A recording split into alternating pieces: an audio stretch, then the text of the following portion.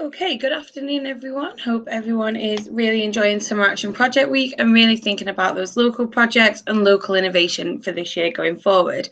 Obviously, as we mentioned at Leadership Summit, for those of you who did hear this, and for those of you who weren't, who are now going to hear this for the first time, we will be bringing in a new rule around National Expo this year, which is along the lines of you having to present some local project at competition and not just presenting international. You have to have the local element to it as well.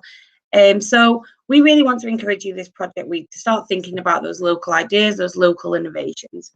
And something that's really helped you do this is around mapping out your projects onto our Enactus Project Canvas.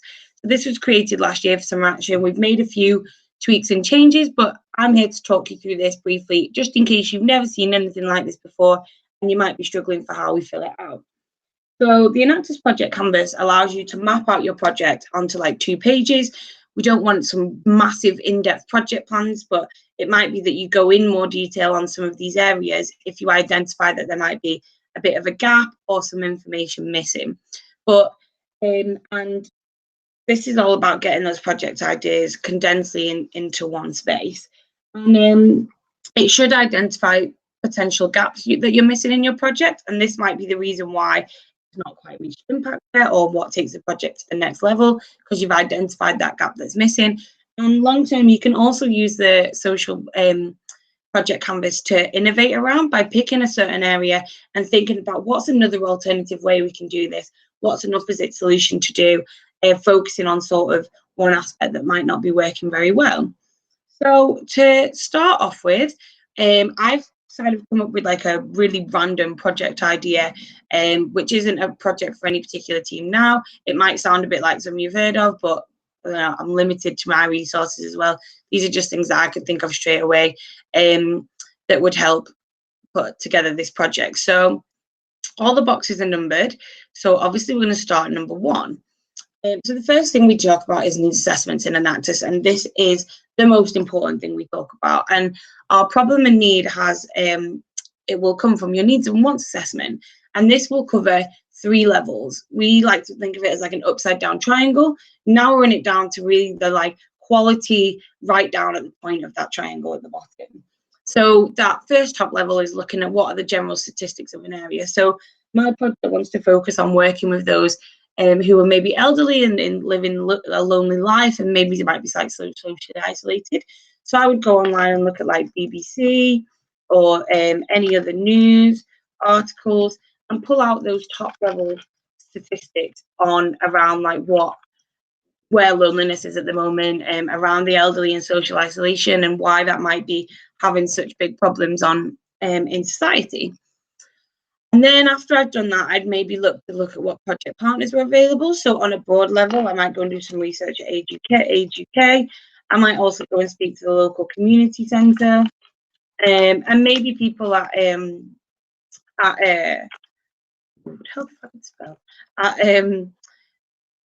like nursing homes, and get sort of their feelings on why I think people might be like socially isolated, why loneliness is occurring, and what the problems are there. But getting a bit more local in my area, taking it from that sort of national level to maybe more like citywide. And then once I've got my project partner and potential beneficiaries I'd be working with, I'd be conducting that questionnaire with the beneficiaries, maybe a focus group, having a chat with them about what information could come out there. So on your business model canvas, you would put in these bits of information. So in the top level, it might be like, oh, 1/3 of elderly are living socially isolated. Obviously, I've just made that up, so no real quote. But that would be the sort of thing you put there. And then, you know, went to speak to our local nursing home, and they just saying that the activities aren't available for them to do, and they don't have the funding to do it. And then maybe when I've spoken to my group, you know, they're saying a lot of the things that happen are due to like other groups that already meet, and it's quite hard. They don't want to infiltrate that group, or maybe they want more things that are more like mentally stimulating. And a lot of it's just like, let's get together and talk, and they struggle in that environment, and they're looking for more that skill development and activity, because just because they've like reached past retirement age doesn't mean they don't want to be mentally stimulated in the same way. Once we've really identified that problem and that need and sort of addressed it within our project and made sure that the rest of our project is addressing it, we move on to the target segments.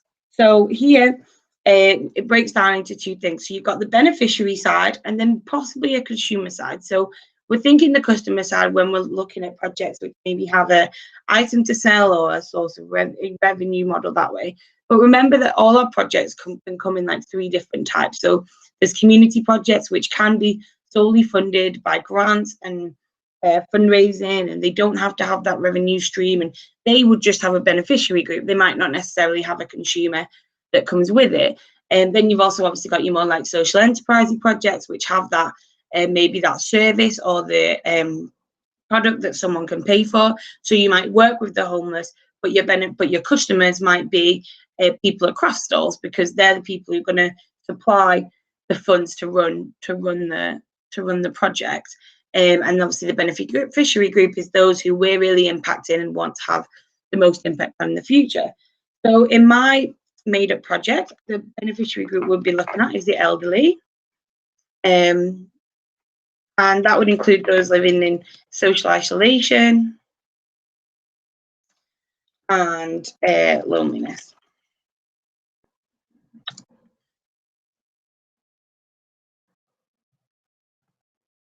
So, and my project is around creating a recipe book for students, so around cheap eats and reducing food waste.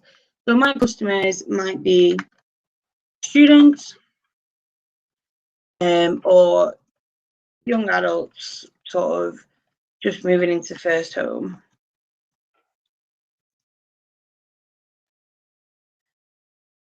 So so once I've kind of identified my target segments, I want to go to my value proposition. So why does my project really benefit beneficiaries and consumers? Well, what value do I deliver? So, you know, I've done my needs assessment and maybe found that the things that are available for people to get involved in at the moment aren't very mentally stimulating. You know, that might be added value for my project. It's mentally stimulating, it's more of an activity, engaging,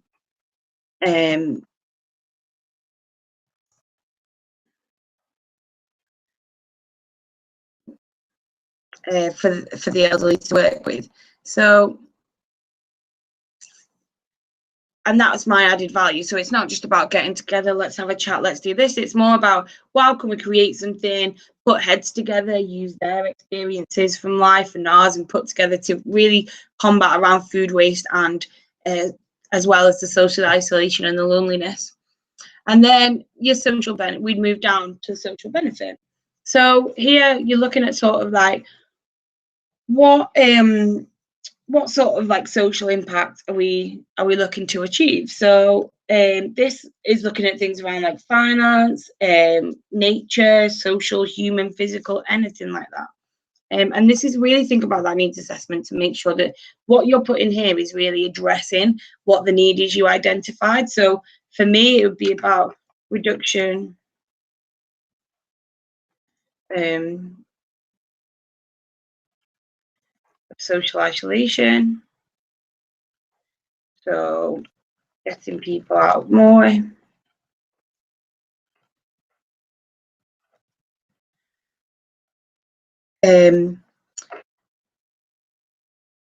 Sort of increasing mental stimulation.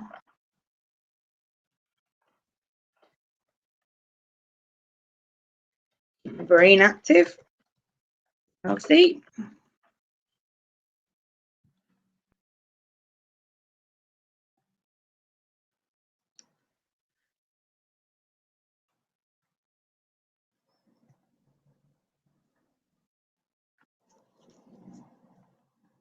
So that you know, the real social benefit we've got there would be addressing the need that we identified up here in box number 1. So interventions, now we're looking at really like the key activities that you're going to do. So this is where I sort of describe my project. So interventions, we want to look at food waste. We want to be using food waste.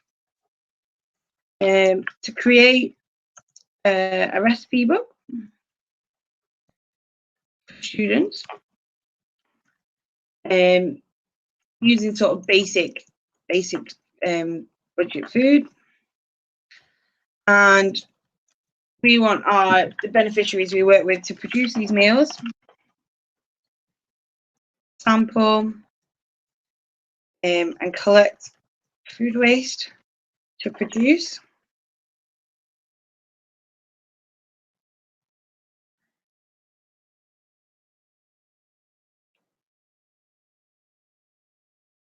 No.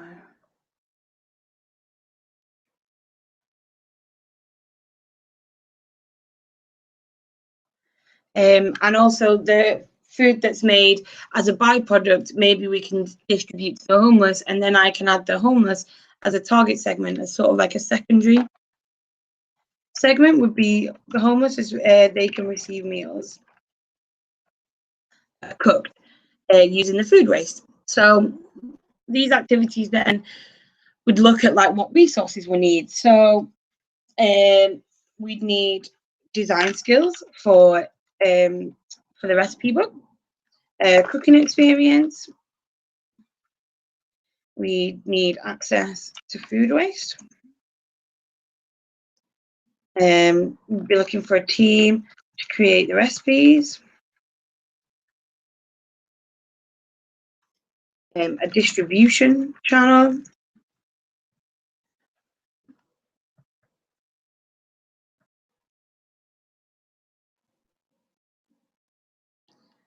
For the recipe books and the meals. And we sort of add all these things in. So thinking about all kinds of resources that you might need to get your project. Maybe some project management training for the team. And add all those in there as well.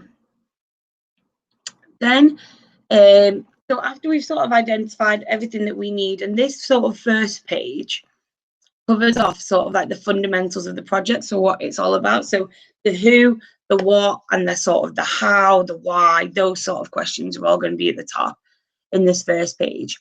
Then as we move down to the bottom page, this is looking at like the how we're going to make it happen. So our support network, the cost structure, funding structure, how we're really going to measure that impact, sort of the other side of the Enactus criteria into the actual project side of things. So the first thing we look at is our support network. So project partners. Sometimes we don't utilize our project partner expertise enough. Like they have to remember that they know the most about the beneficiary group that we're working with. Usually they've been the ones who've supplied us with beneficiaries, so they really know the needs. And I think it's really important that we utilize our project partners within our projects. So our project partners support network will help provide beneficiaries, possibly give the space for the project.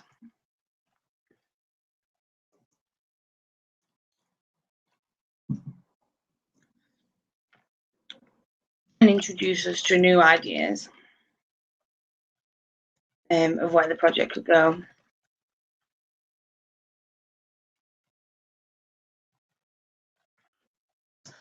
Business advisors. So if we were wanting to distribute meals, I'd be thinking maybe we'd speak to Unilever and talk to them about packaging and how we could make this like biodegradable, or even like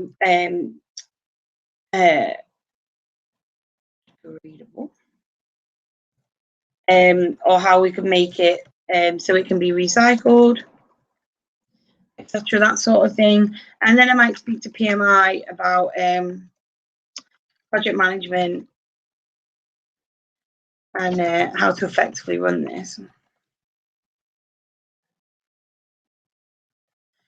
And then I'd maybe go to my university advisor. So if you're a university advisor, obviously they're going to come from different things. So if they're from the enterprise team, you might go to them about like the business model and the structure, maybe getting support for how to make this a bit more of a sustainable enterprise. If you were a lecturer, you might go to them for the academic specialty that they're in. So personally, I might be looking for somebody who's a lecturer maybe around sustainability, and they would help me look at this model and see how I can make it more sustainable.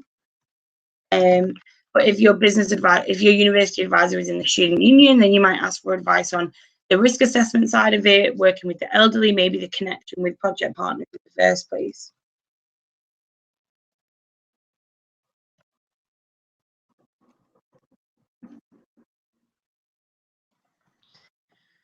And once we've sort of identified those areas that we need support with, we move over to our cost structure. So thinking about like what fixed and variable costs are, but in this project, our costs might include things like the packaging, herbs and spices to flavour foods that we've got, any printing costs, the recipe book, production, the food and food hygiene certificates.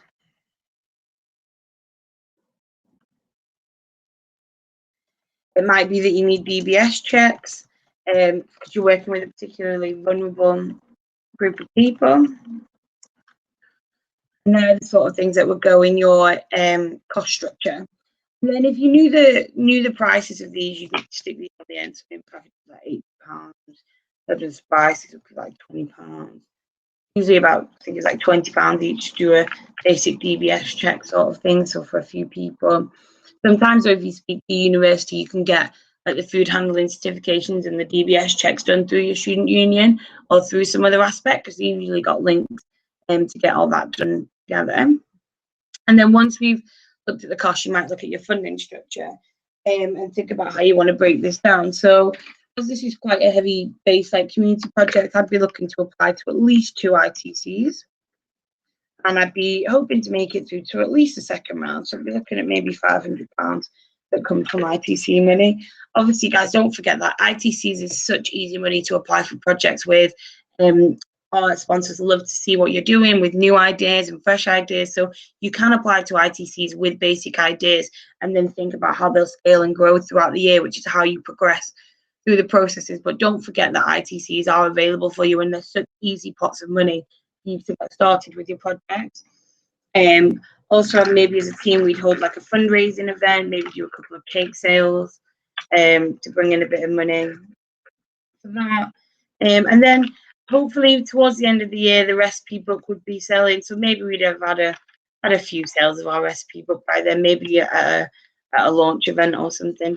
But yeah, I'd be looking at getting my funding, and then maybe a couple of external grants, because this is like a food project. I'd maybe be looking to apply to Student Eats or something like that and get that external funding towards the end of the year to really help scale the project as we go through. And then as we move on to section 10 here, we're looking at impact measurement. So this is where we're really thinking about outputs and outcomes.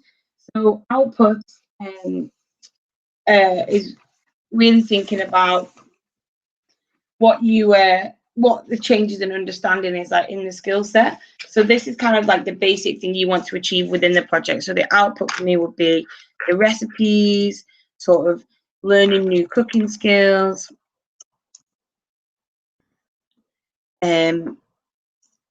sort of transfer of that knowledge and skill to the beneficiary. And then the outcomes is really about how it changes the lives of the beneficiary. So for the elderly, it's about them having a new group of friends and a new social group to be a part of. For the homeless, they're now getting a meals provided. The possibility of maybe getting involved in the project at a later date as it scales. And then, it's really thinking about how that's going to change their lives. So here you've got the elderly, you've got the less socially isolated. And then really look like Lizzie shared a really good guide from the Good Finance team on our social media this few weeks with the impact matrix, and looking at what beneficiary groups we work with and how they can really be impacted, and sort of what their journey looks like up to empowerment, and how that can really be achieved, and how we look at our impact. And sort of as we go through this year, we really want to develop like what that impact looks like for certain beneficiary groups. Is even though we say like empowerment is about getting a job, not every beneficiary is able to get a job, and for the elderly, that's not their ultimate aim goal. So really thinking about what that end goal might be for your beneficiary group when we talk about outcomes.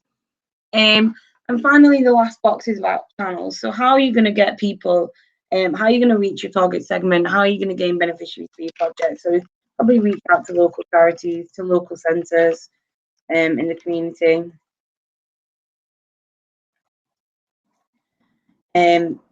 Appeal to other groups that are similar, and maybe know people who can do that. So then spread through sort of word of mouth. Project partners, maybe like probably not appropriate for this project, but you might for a different project run like a social media campaign for it. Maybe some leaflets and flyers, and that's how you're going to generally reach out to your beneficiary group. So ultimately, when you finish this now, we've basically got the gist of like our whole project mapped out on one page. And granted, like the one, I'm trying to do this as briefly as possible for you, but ideally anyone should be able to look at this and get a basic understanding for what you're trying to achieve in the project. And so detail is key to an extent, but also you really don't want to take it too big and too deep, because you would deep dive into each of these individual areas with your team, with your beneficiary. If you're producing a slightly heavier project plan, this would be like the starting foundations of what you were trying to achieve.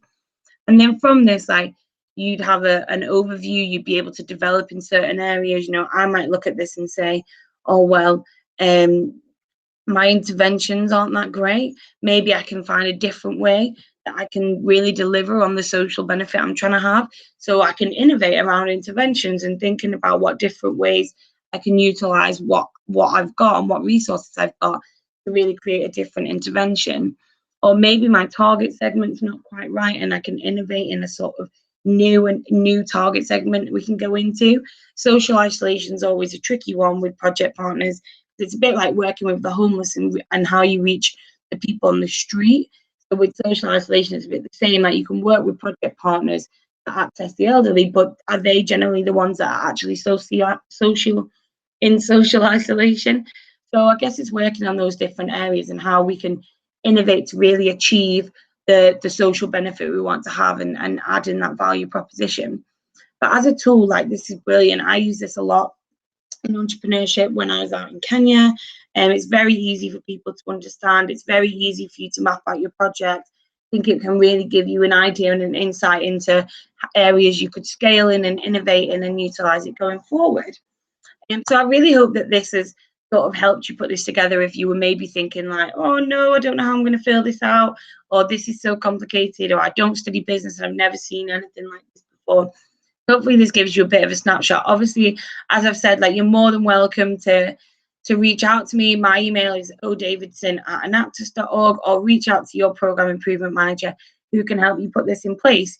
Our minimum submission for Summer Action is for you guys to submit either one of your current local projects and how maybe you could scale it using this, or to present a potential new idea for a local project on this project canvas that we can have a look at and maybe look to see how we could help you develop that further. But other than that, I hope you have a really great evening and enjoy the rest of the week. Don't forget the deadline is 5 p.m. on Friday, and I look forward to seeing all of your new projects ideas. Thanks for listening. Bye.